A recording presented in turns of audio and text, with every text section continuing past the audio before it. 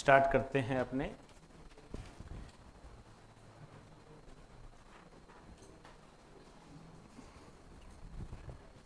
देखो आज 15 नवंबर है, ठीक है, कल 16 नवंबर है। तो हमारे सामने 3 डेट है, एक 15 नवंबर और एक 16 नवंबर और एक 17 नवंबर। ये तीनों ही मुझे इंपॉर्टेंट जान पड़ती है, ठीक है ना। इसको इसी वे से लिखो।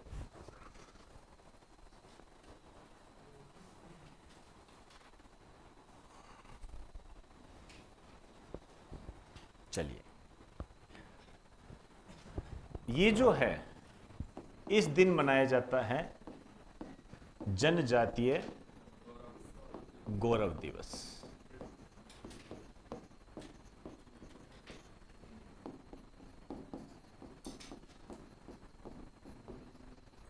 ये है बिरसा मुंडा के जन्मदिन की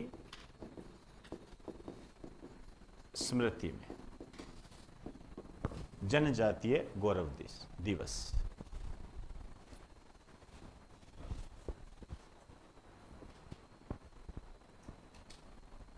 क्लियर? यहां आपको एक बात ध्यान रखनी है भाई, सबसे पहले कब मनाया गया था? 21 में इसकी घोषणा हुई थी और 22 में ये मनाया गया था, ठीक है। फिर 23 में मनाया गया, ठीक है। आज 24 आ गया, ठीक है, कोई दिक्कत नहीं कि सबसे पहले 15 नवंबर 2022 को मनाया गया था ये, ठीक। घोषणा जो हुई थी 21 में हुई थी। आप चाहो तो यहां लिख सकते हो कि इसका जो प्रारंभ हुआ था 15 नवंबर 2022 को सबसे पहले मनाया गया। अब ये जो बिरसा मुंडा है, ये आदिवासियों के भगवान के रूप में जाने जाते हैं। इनके बारे में आपको ये ध्यान रखना है कि इस बार इनकी 150वीं जयंती है। बाकायदा प्रधानमंत्री नरेंद्र मोदी ने अपने मन की बात में ये बात कही है। और इनके साथ साथ सरदार वल्लभ भाई पटेल की भी 50वीं जयंती है, 150वीं जयंती है। इसके साथ साथ वो भी है। ये समझे ना बात को? थोड़ा सा आपने ध्यान रखना है इन चीजों के, ठीक। क्लियर होगी बात सारी? बिरसा मुंडा जो है, इनका संबंध यदि आप आज के टाइम में देखोगे तो झारखंड से है, झारखंड से संबंधित है ये। पहले पुराना देखोगे तो ये बिहार वाला एरिया आ जाएगा, झारखंड से संबंधित है ये। मुंडा जनजाति होती है ये। यहां एक बात आपको बताना चाहता हूं, पिछले साल की है। अब इस साल में कोई नया अपडेशन आएगा तो शाम तक देख लेंगे कोई, ठीक है ना, वो फिर बाद में करा देंगे। वर्ष 2023 में आप ऐसे लिखिए 15 नवंबर 2023 को लॉन्च योजना,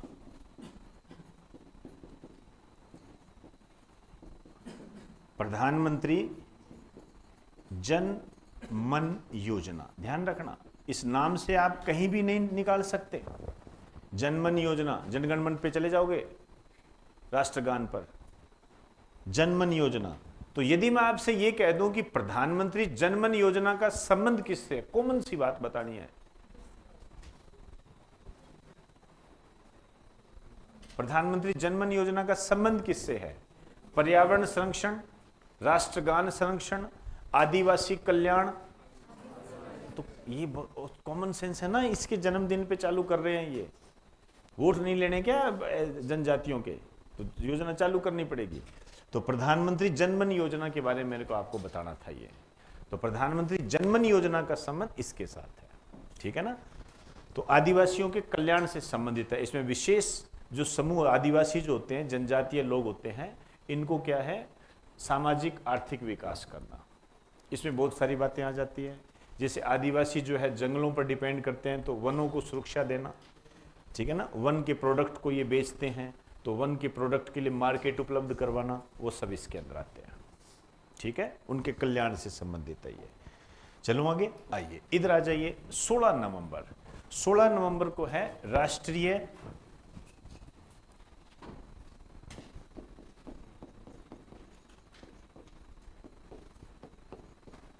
प्रेस दिवस। राष्ट्रीय प्रेस दिवस। प्रेस का मतलब क्या होता है? मीडिया। आर्टिकल 19 में इसका उल्लेख है, ठीक।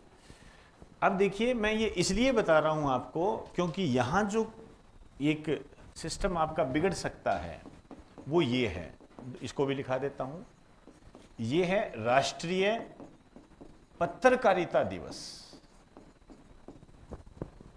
राष्ट्रीय पत्रकारिता दिवस है ये, समझ रहे हो मेरी बात को? ठीक है ना। तो प्रेस दिवस कब? 16 नवंबर। पत्रकारिता दिवस कब?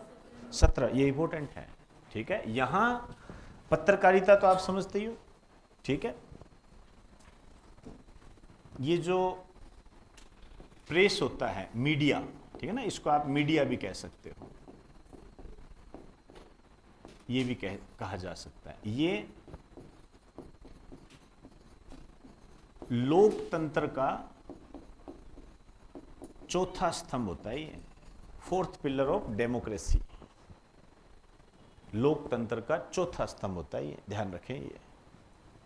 तो आपको बताना पड़ेगा पहला कौन सा है।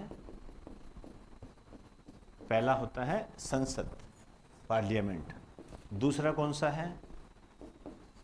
विधानमंडल, लेजिस्लेटर, विधानसभा वगैरह, विधान परिषद वगैरह होते हैं ना, राज्यों वाला मामला वो। और तीसरा है लोकल एडमिनिस्ट्रेशन, स्थानीय प्रशासन। 2 मिनट, सॉरी, स्थानीय शासन, स्थानीय स्वशासन, लोकल सेल्फ रूल, पंचायती राज टाइप, ठीक है ना। ये 3 पिलर ये होते हैं और मीडिया चौथा है। मीडिया चाहे तो कुछ भी कर दे, आप देख रहे हो, कुछ भी कर सकता है, ये कुछ भी कर सकता है। 2 लोगों की लड़ाई हो गई, दोनों लोगों की लड़ाई को समुदाय विशेष से जोड़ देगा, दंगे हो गए। लड़े 2 मोटरसाइकिल विवाद को लेकर, हिंदू मुस्लिम दंगे भड़क गए। देखा होगा ना, अखबारों में ऐसी चीजें आती है कि बाइक को खड़ा करने के कारण 2 युवक झगड़े थे और समुदाय विशेष के लोग आगे, लाठी बाटा जंग हो गई। समझे ना बात को? और फिर उसको देखो कैसे हाइप करते हैं ये लोग। ये है, किसी को भी स्टार बना सकता है मीडिया, किसी को भी। मीडिया आप समझते हो, आप भी तो वही एडमिशन लेते हो जिसका नाम ज्यादा चलता है, किसका नाम ज्यादा चलता है। इट्स वेरी इंपॉर्टेंट यार। ये पॉपुलर नहीं, राकेश मेरा, ये कौन, कभी नाम ही नहीं सुना हमने तो। नहीं, ये समय बहुत लगाता है, इतना मेरे पास वक्त भी नहीं है, ऐसे से करता है। नहीं, वो क्या है, एक ही बात को है ना, ऐसे बार बार एक ही बात करता रहता है, ज्यादा ऐसे कुछ नहीं, ऐसे बोलते हैं। तो इससे कोई फर्क नहीं पड़ता है। चीज़ों को यदि क्लियर नहीं करोगे तो आपका ही नुकसान है। हमारा तो सबसे बढ़िया काम जो अन्य करते हैं, अच्छी PDF दे दो, एक किताब दे दो, एक बैग दे दो, और आजकल तो एक छाता छूता भी मिलता है भाई, वो भी मिलता है, एक वो दे दो, T-शर्ट दे दो। बच्चे की धारणा ही बदल गई, धारणा ही बदल गई। गया तो वो एजुकेशन लेने गया था, तैयारी करने गया था, पता लगा कि बैग ढूंढ रहा है कि अच्छा कहां से मिलता है, बैग अच्छा कहां से मिलता है। अच्छा, किताबें दे दी इतनी सारी, बनाने वाले को नहीं पता कि कितनी देनी है, किताबें दे दी, बैग भर के आ गया ऐसे। फिर ऊपर से क्या किया, एक और काम कर दिया वर्तमान के अंदर, वो बहुत बढ़िया काम कर दिया। वो कोचिंग संस्थान अपने हिसाब से बढ़िया करते हैं, ऑनलाइन फ्री दे दिया उसको। अब जैसे ही उसको ऑनलाइन फ्री दिया, वो 3-4 दिन आया, बाद में आया ही नहीं।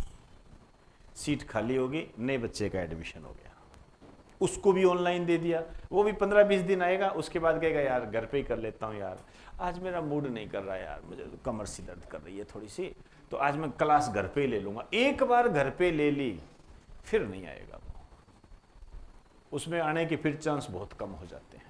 तो ये भी एक स्ट्रेटेजी होती है बढ़िया। यहाँ नहीं मिलता जी आपको ऑनलाइन फ्री, यहाँ नहीं मिलता, आप नाराज हो सकते हो, इससे ज़्यादा मैं कुछ नहीं कर सकता, नाराज हो जाइए, लेकिन आप विश्वास करना, यदि थोड़ा सा भी गुरु शिष्य के महत्व को समझते हो, ये आपके कल्याण के लिए ही होता है, कल्याण के लिए ही होता है। 3% अखबार ने एक रिपोर्ट दी है, सर्वे किया है, 100 में से 3% जो स्टूडेंट होते हैं केवल वही ऑनलाइन कोर्स पूरा कर पाते हैं। अब आप 3 में आते हो तो बहुत बढ़िया बात है, लेकिन ज़्यादातर 97 में आते हैं। ये है, क्योंकि आप देखिए यहाँ भी जब आप पढ़ते हो तो फिर भी तुम ये पीछे हंसता रहता है, उधर वो बात कर रहा है, इधर पीछे बात कर रहे होते हैं, कई बार यहाँ ही बात होने लग जाती है, अरे मैं खड़ा हूँ यहाँ, मैं खड़ा हूँ, अब सोचो मैं हूँ ही नहीं, अब तो भैया टांग इधर जाएगी रे, एक इधर जाएगी, और फिर ओ ऐसे पोज किया, एक बार चाय पी के आता हूँ, वो भैया पता लगा चाय के साथ सुट्टा भी मार के आ गया और गया काम से। वहाँ गंगा नदी चल रही है, कोई दिवस चल रहा है, भगवान जाने कहाँ चला गया वो देखेंगे बाद में। क्यों? इसमें आपका दोष नहीं होता है बेटा, इसमें ये एक चंचलता होती है, ये एज ग्रुप में होती है। मैं कोई कोर्स लूंगा पूरा करूंगा क्योंकि मैं उसके महत्व को समझता हूं, आप उसके महत्व को नहीं समझोगे, ठीक है ना, ये है। तो थोड़ा ध्यान रखिए। पत्रकारिता, पत्रकारिता पे एक क्वेश्चन आता है, ठीक है, हमारे टाइम में खूब आता था, अभी भी आता होगा। एक पुलित्जर पुरस्कार है,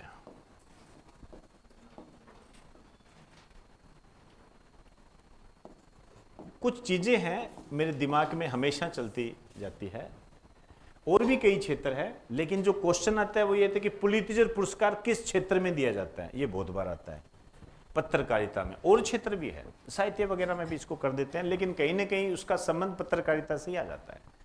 तो पत्रकारिता के क्षेत्र में ये पुरस्कार दिया जाता है। और एक और बता देता हूं, सदाबहार ग्रैमी अवार्ड किस क्षेत्र में दिया जाता है? संगीत के क्षेत्र में दिया जाता है। एक वो, ये दो पेट है, मतलब ये सदाबहार वाली चीजें होती है, ठीक। आज जाके आप अखबार पढ़ना, ऊपरी ऊपर एक हेडलाइन है, मैं बाद में कराऊंगा उसको, पहले मैं चाहता हूं कि आप उसे पढ़ो। प्रधानमंत्री नरेंद्र मोदी को डोमिनिका ने एक सम्मान से सम्मानित किया है। उस अखबार की लाइन को पढ़ना, अंदर क्या दे रखा है, कौन सा सम्मेलन होगा, वहां पर हम नरेंद्र मोदी को सम्मानित करेंगे, क्यों करेंगे, डोमिनिका कहाँ है, थोड़ा सा एक अपने अंदर क्रिएटिविटी लाइए और फिर देखिए आपको खुद मजा आएगा इन चीज़ों को पढ़ने के लिए, ठीक। चलिए कल बात करते हैं।